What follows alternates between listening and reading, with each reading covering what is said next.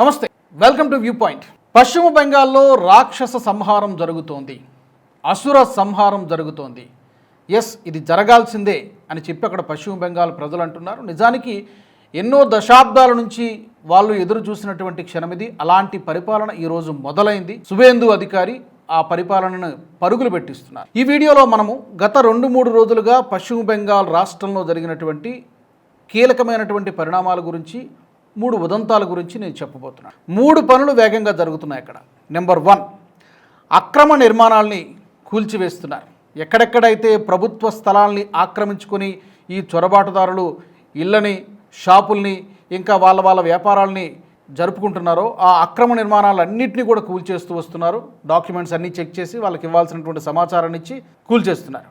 Number 2, అక్రమ చొరబాటుదారులను కూడా ముందు గుర్తిస్తున్నారు. అక్రమ చొరబాటుదారులు ఎవరెవరైతే మయన్మార్ నుంచి, బంగ్లాదేశ్ నుంచి వచ్చి ఇక్కడ స్థిరపడ్డారో వాళ్ళందరినీ గుర్తించి వాళ్ళు భారతీయ పౌరులు కాదు అని నిర్ధారించుకున్న తర్వాత వాళ్ళని కూడా తన్ని ధర్మిస్తూ ఉన్నారు, లీగల్గానే, ఇల్లీగల్గా కాదు. ఇక 3వది, ప్రభుత్వ అధికారులు ఎవరైతే కరప్టెడ్ ఆఫీసర్స్ ఉన్నారో, లంచాలకు మరిగిన వాళ్ళు ఉన్నారు, లేదా మమతా బెనర్జీ చీకటి సామ్రాజ్యంలో వాళ్ళు కూడా పాలు పంచుకున్నటువంటి వాళ్ళు, భాగస్వాములు అయినటువంటి వాళ్ళు ఉన్నారో ఆ అధికారులందరిపైన కూడా చట్టపరమైనటువంటి చర్యలు తీసుకుంటున్నారు. ఫస్ట్ రోజే తొలి క్యాబినెట్ భేటీ తర్వాతే ఒక 16 మంది అధికారుల్ని, కొంతమందిని ట్రాన్స్ఫర్ చేశారు, మరికొంతమందిని సస్పెండ్ చేశారు.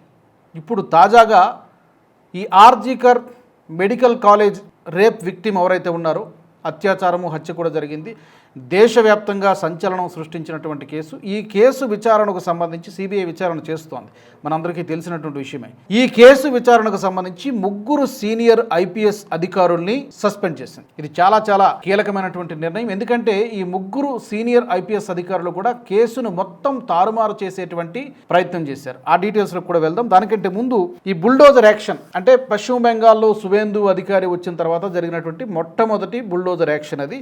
ఇది ఎక్కడ జరిగిందంటే మే 13వ తారీఖున జరిగింది. జీజే ఖాన్ రోడ్లో జరిగింది.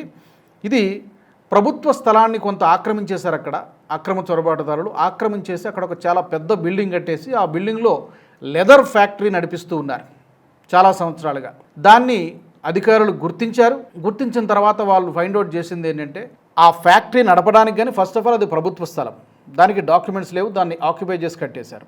రెండో తప్పు ఏంటంటే, ఆ ఫ్యాక్టరీకి ఉండాల్సినటువంటి పర్మిషన్స్ కానీ, డాక్యుమెంట్స్ కానీ, సేఫ్టీ ప్రికాషన్స్ కానీ ఇవేమీ లేకుండా కూడా ఆ లెదర్ ఫ్యాక్టరీ నడుస్తోంది. ఆ లెదర్ ఫ్యాక్టరీని బుల్డోజర్ పెట్టి కూల్చేశారు, నేలమట్టం చేశారు. ఆ విజువల్స్ని కూడా మీకు స్క్రీన్పై చూపిస్తాను, మీరు చూడొచ్చు. ఇది రీసెంట్గా జరిగింది. ఇది మే 13వ తారీఖున జీజే ఖాన్ రోడ్లో జరిగింది ఈ బుల్డోజర్ యాక్షన్. నెంబర్ 2 ఇన్సిడెంట్కి వద్దాం. బీఎస్ఎఫ్ జవానులు చాలా బిజీగా ఉన్నారు. గతంలో కొంచెం ఈ స్టేట్ అండ్ సెంటర్ కోఆర్డినేషన్ కొంచెం లోపించింది, కొంచెం కాదు చాలా బాగా లోపించింది. బీఎస్ఎఫ్ జవాన్లు ఏమాత్రం వాళ్ళ మీద యాక్షన్ తీసుకునేటువంటి ప్రయత్నం చేసినా స్థానిక ప్రజల మీద వీళ్ళు దాడులు చేస్తున్నారంటూ బీఎస్ఎఫ్ జవాన్ల మీద కూడా రాళ్ల దాడి చేసినటువంటి పరిస్థితి గతంలో ఉండేది. కానీ ఇప్పుడు అలా లేదు. బీఎస్ఎఫ్ జవాన్లు స్వేచ్ఛగా వాళ్ళ పని వాళ్ళు చేసుకున్నటువంటి పరిస్థితి కనబడుతోంది. తాజాగా కూచ్ బిహార్లో రీసెంట్గానే జరిగింది. కూచ్ బిహార్లో 7 బంగ్లాదేశీయులు బోర్డర్ దాటేటువంటి ప్రయత్నం చేశారు. ఆ 7 కూడా అరెస్ట్ చేశారు. విచిత్రం ఏంటంటే, ఈ 7 బోర్డర్ దాటడానికి సహాయం చేసింది అక్కడ లోకల్గా ఉన్నటువంటి ఒక బెంగాలీని, అతని పేరు సుశీల్ సింగ్. అతన్ని కూడా అరెస్ట్ చేశారు. మొత్తం 8 మందిని కూడా అరెస్ట్ చేశారు. చొరబాటుదారులను మాత్రమే కాదు, చొరబాటుదారులు యువతలు రావడానికి, దేశం దాటి మన లోపలికి రావడానికి, పశ్చిమ బెంగాల్లోకి రావడానికి ఎవరైతే సహకారం అందిస్తారో, సహాయ సహకారాలు అందిస్తారో వాళ్ళని కూడా అరెస్ట్ చేస్తాం అని చెప్పి అక్కడ బెంగాల్ పోలీసులు చెప్తున్నారు. ఇంకో పక్క బీఎస్ఎఫ్ కూడా, బోర్డర్ సెక్యూరిటీ ఫోర్స్ కూడా చాలా స్ట్రిక్ట్గా యాక్షన్ తీసుకుంటున్నారు. ఎక్కడికక్కడ 24 అవర్స్ పహారా కాస్తున్నారు. బోర్డర్ నుంచి చీమ చిటుక్కుమన్నా కూడా వెంటనే తెలిసిపోయేలాగా బోర్డర్ దగ్గర సెక్యూరిటీని టైటన్ చేయడం జరిగింది. ఇక మూడవ ఉదంతం, ఆర్జీకర్ మెడికల్ కాలేజీకి సంబంధించి రేప్ విక్టిమ్. ఈ కేసుకు సంబంధించి 3 సీనియర్ ఐపీఎస్ ఆఫీసర్ని, అధికారుల్ని సస్పెండ్ చేసింది సువేందు అధికారి ప్రభుత్వం. ఈ 3 పేర్లంటే వినీత్ గోయల్, ఇందిరా ముఖర్జీ, అభిషేక్ గుప్తా. ఎందుకు సస్పెండ్ చేశారంటే, వీళ్ళ మీద చాలా సీరియస్ ఎలిగేషన్స్ ఉన్నాయి. ఏంటో ఎలిగేషన్స్? కేసు ఇన్వెస్టిగేషన్ని తప్పుదోవ పట్టించేలాగా వ్యవహరించారు ఆరోపణలు ఉన్నాయి. ఎందుకంటే ఎవరినో కాపాడడానికి ప్రయత్నం చేశారు. నిజానికి ఈ కేసు మొత్తం కూడా సంజయ్ రాయ్ అనేటువంటి వాడి చుట్టూ కూడా తిరిగింది. కానీ నిజానికి చేసింది అతను ఒక్కడేనా, అతని వెనకాల ఇంకెవరైనా ఉన్నారా, లేకపోతే ఎవరో పెద్దవాళ్ళని కాపాడడం కోసం ఇతన్ని బలిపశువుని చేశారా, ఇదంతా కూడా పూర్తి స్థాయి విచారణ తర్వాత వెలుగులోకి వస్తాయి. కానీ మీడియా దృష్టి అందరి ఫోకస్ కూడా ఈ సంజయ్ రాయ్పై పడింది.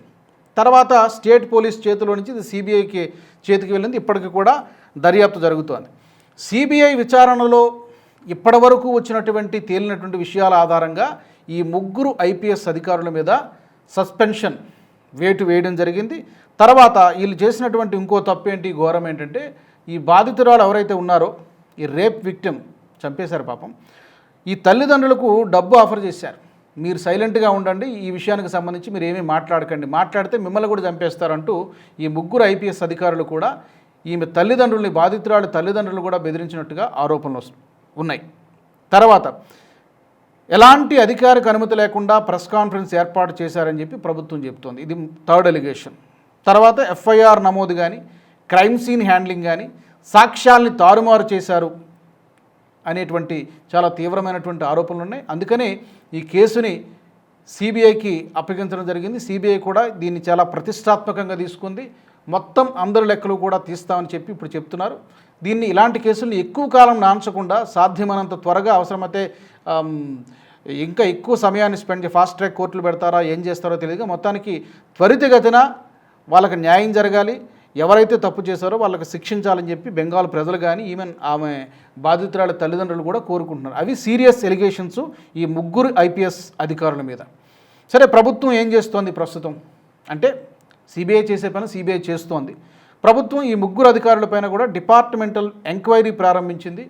ఏం చేశారు, ఎలిగేషన్స్ ఉన్నాయి, మరి ఎలిగేషన్స్ ప్రూవ్ చేయాలంటే ఎంక్వైరీ చేయాలి. కాబట్టి ఈ ముగ్గురు ఐపీఎస్ ఆఫీసర్ల పైన డిపార్ట్మెంటల్ ఎంక్వైరీ ప్రారంభించడం జరిగింది. అలాగే ఈ విచారణని హోమ్ సెక్రటరీ, చీఫ్ సెక్రటరీ పర్యవేక్షణలో జరగబోతోంది. చాలా స్ట్రిక్ట్గా ఉంటుంది, ఎక్కడ నిర్లక్ష్యం అనేది లేకుండా జరగబోతుంది. ఈ క్రిమినల్ దర్యాప్తు మాత్రం ఇంకా సిబిఐ చేతిలోనే ఉందని చెప్పి సీఎం సువేందు అధికారి ప్రజలకు చెప్పడం జరిగింది. మీకు అందరికీ గుర్తుండే ఉంటుంది కేసు పూర్వాపరాలు, ప్రత్యేకించి ఇప్పుడు నేను చెప్పక్కర్లేదు. ఎందుకంటే ఈ ఆర్జీకర్ మెడికల్ కాలేజీలో రేప్ విక్టిమ్ అత్యాచారం జరిగింది, అత్యాచారం చేశారు, తర్వాత హత్య చేశారు. దేశవ్యాప్తంగా సంచలనం సృష్టించినటువంటి కేసు. 2024 ఆగస్టులో జరిగినటువంటి ఈ ఉదంతం ఒక ట్రైనీ మహిళా డాక్టర్ పైన ఈ అత్యాచారం చేసి చంపేశారు. ఇప్పుడు దర్యాప్తు పైన ఉన్నటువంటి అనుమానాలు అంటే క్రైమ్ సీన్ ట్యాంపరింగ్ ఏమైనా జరిగిందా, అలాగే సాక్ష్యాల్ని పూర్తిగా నాశనం చేశారా, పోలీసు వ్యవస్థ నిజాల్ని దాచిపెట్టిందా, ఈ ఆరోపణలన్నీ కూడా గతంలో వచ్చాయి. మమతా బెనర్జీ హయాంలో ఈ కేసు ఒక్కటే హైలైట్ అయింది, కానీ నిజానికి ఈ కేసుకు ముందు చాలా జరిగే ఉదంతాలు, ఈ కేసు తర్వాత కూడా ఒక యంగ్ అడ్వకేట్పై కూడా ఇలాంటి సామూహిక అత్యాచారమే జరిగింది. దానికి నిజానికి ఈ ఆర్జీకర్ ఇన్సిడెంట్ అయినంత ఎక్కువ పబ్లిసిటీ పేపర్స్లోనూ టీవీలోనూ రాలేదు. బట్ అది కూడా చాలా దారుణమైనటువంటి సంఘటన. తర్వాత బాధిత కుటుంబం పైన ఇందాక నేను చెప్పినట్టుగా ఈ కుటుంబ సభ్యులపైన ఒత్తిడి తీసుకొచ్చారా, ఈ 4 యాంగిల్స్లో ప్రస్తుతం విచారణ జరుగుతోంది. విచారణలో అన్ని విషయాలు బయటపడతాయి. నిజానికి షాజహాన్ సందేశ్ ఖాళీ ఉదంతం కూడా మీ అందరికీ గుర్తునే ఉంటుంది. ఎంత దారుణమైనటువంటి సంఘటనలు అంటే కొంత ప్రాంతంలో ఉన్నటువంటి ఒక బస్తీనో లేకపోతే ఒక ప్రాంతంలో ఉన్నటువంటి మహిళలందరిపైన కూడా ఎవరి ఇంటికి పెడితే ఆ ఇంటికి వెళ్ళడము, ఆ ఇంట్లో ఉన్నటువంటి మహిళల్ని తీసుకొని రావడము, వాళ్ళకి నచ్చిన రోజులు వాళ్ళని ఉంచుకోవడము, అత్యంత దారుణంగా వాళ్ళపై అత్యాచారం చేయడము. అయినా కూడా చూస్తూ పోలీసు వ్యవస్థ మిన్నకున్నటువంటి పరిస్థితి. ఎందుకంటే పోలీసులు కూడా వాళ్ళకు బంట్రోతుల్లాగానే పనిచేసినటువంటి పరిస్థితి. ఈ షాజహాన్ను కూడా చాలా కాలం పాటు ఆరోపణలు వచ్చిన తర్వాత కూడా ప్రభుత్వం ప్రొటెక్ట్ చేసింది. ఆ తర్వాత కేసుని పై స్థాయికి అప్పగించడం జరిగింది, సిబిఐకి అప్పగించడం జరిగింది. జహంగీర్ ఉదంతం కూడా అంతే, సందేశ్ ఖాళీ ఉదంతం కూడా అంతే. ఇలాగా ఎందుకు నేను స్టార్టింగ్లో రాక్షస సంహారం అంటే కూడా వీళ్ళందరూ కూడా రాక్షసులే. ఒకటి టీఎంసీ గూండాలు రాక్షసులు, ఈ మైనారిటీ అపీజ్మెంట్ పేరుతో మమతా బెనర్జీ వాళ్ళందరినీ కూడా నెత్తి మీద పెట్టుకొని ఊరేగింది. చివరికి అదే మైనారిటీ అపీజ్మెంట్ ఆమెని ముంచేసింది. చివరికి అధికారాన్ని కోల్పోవాల్సి వచ్చింది. ఇప్పుడు ఈ లెక్కలన్నీ కూడా బయటపడుతున్నాయి. అవినీతి లెక్కలు బయటపడుతున్నాయి, కుంభకోణాల లెక్కలు బయటపడుతున్నాయి, అక్రమ నిర్మాణాలు కూడా బయటపడుతున్నాయి. ఏ విధంగా ఈమె దేశ సార్వభౌమాధికారాన్ని, సరిహద్దుల భద్రతను, నేషనల్ సెక్యూరిటీని పనంగా పెట్టి ఏ విధంగా రోహింగ్యాలను చొరబాటుదారులకి ఆశ్రయం కల్పించి అతిపెద్ద తప్పు చేశారో ఈ తప్పులన్నిటికీ కూడా మూల్యం చెల్లించుకోవాల్సి వస్తుంది. తప్పకుండా అది జరుగుతుంది. రీసెంట్గా ఒక కోర్టులో కూడా ఆమె హాజరయ్యారు. పోస్ట్ పోల్ వైలెన్స్కి సంబంధించి ఎన్నికల తర్వాత జరిగినటువంటి హింసకు సంబంధించి టీఎంసీ నాయకులు ఏం చేశారు దీనికి సంబంధించి ఆమె నల్లకోట వేసుకుని కోర్టులో హాజరయ్యారు. సరే, ప్రస్తుతం విచారణ జరుగుతుంది. ఈ లెక్కలన్నీ కూడా బయటపడతాయి. బట్ డెఫినెట్గా బెంగాల్ రాజకీయాల్లో ఇది ఒక పెద్ద మలుపుగా చూస్తున్నారు. ప్రజల్లో తీవ్రమైనటువంటి అసంతృప్తి ఉంది. ఇవన్నీ కూడా ఇప్పుడు బయటపడుతున్నాయి. నివురుగప్పిన నిప్పులాగా ఇవన్నీ కూడా ఇంతకాలం కూడా దాగి ఉన్నాయి.